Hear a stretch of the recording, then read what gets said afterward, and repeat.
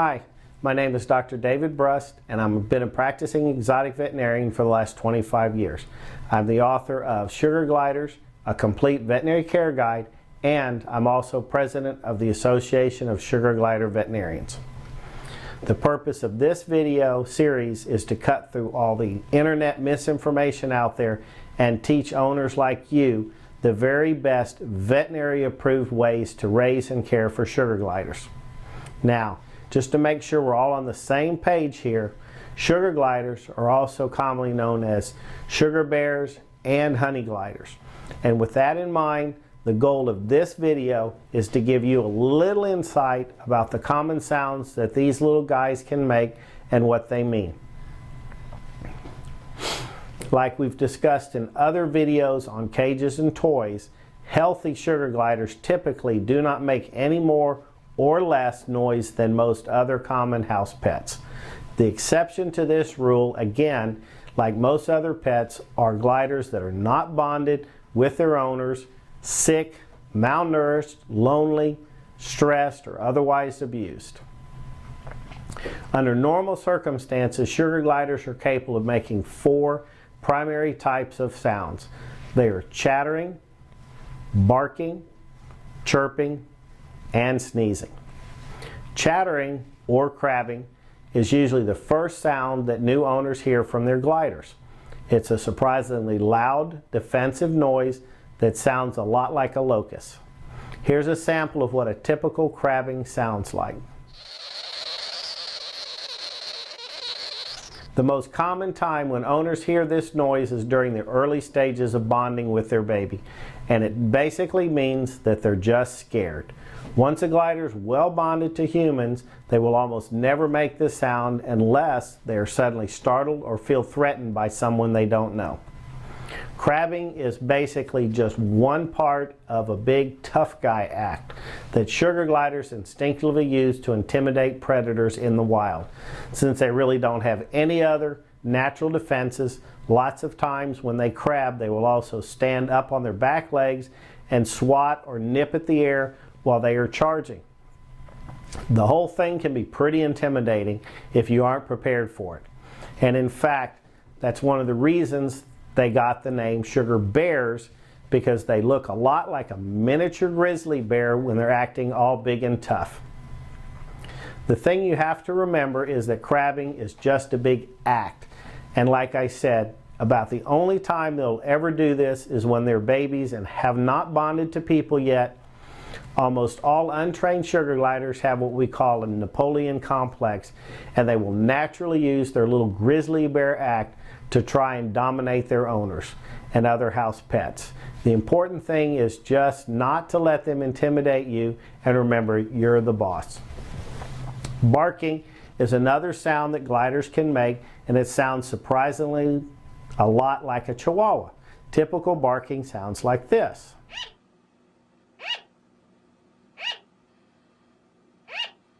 Now, when it comes to barking, some website and internet videos will try and tell you that they do this all the time, all night long.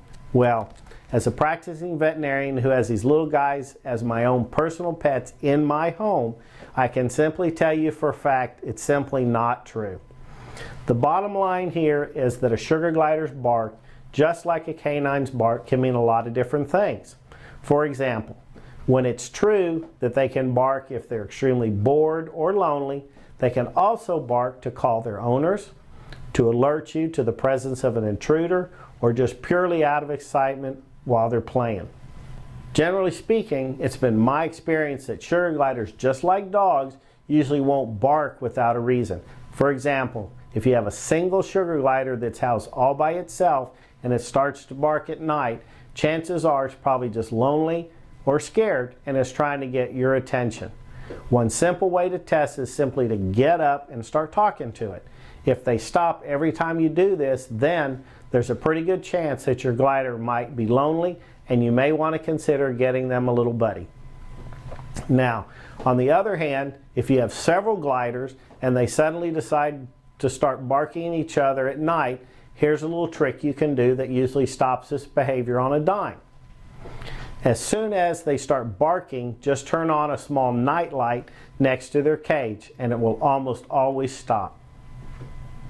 Now, one of the cutest sounds that gliders often make is a very soft purring or chirping sound.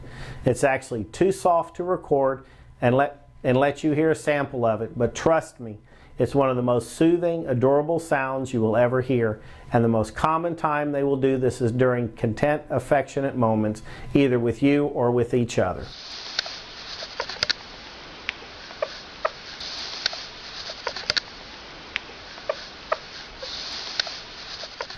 Well, now that we've covered all the least common sounds, let's talk about the one you will probably hear the most, and that's sneezing.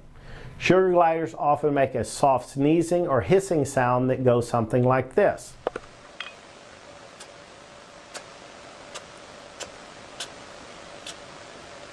While this sound could be an indication of a serious medical problem like an infection, in the vast majority of cases it's completely normal and nothing to worry about. Most of the time, this sneezing or hissing sound is actually just a natural part of their cleaning ritual. You see, sugar gliders tend to keep themselves very clean, similar to cats, and never need bathing. In fact, one of their favorite pastimes when they aren't busy jumping or gliding around is grooming themselves and their cage mates. The way they do this is simply to spit in their hands, which makes a soft, sneezing sound, and then grooming their entire body. Sugar gliders are very nimble little creatures, and there's not one area of their body they can't reach if they want to. It's actually pretty neat to watch because they are such clean, intelligent little animals. Again, routine sneezing or hissing associated with grooming is usually nothing to worry about. However, if you notice they're doing it excessively or doing it while continuously trying to clean their genitalia, then it's best to get them into your vet right away for a quick checkup. Well, that's about it for the most common sounds a sugar glider can make. There are a few others, but these are the biggies. Again, like we talk about in the video on toys, the vast majority of sounds that normally come from a sugar glider's cage are usually caused by toys and other things that you put inside their cage. So make sure to check out that video for more information.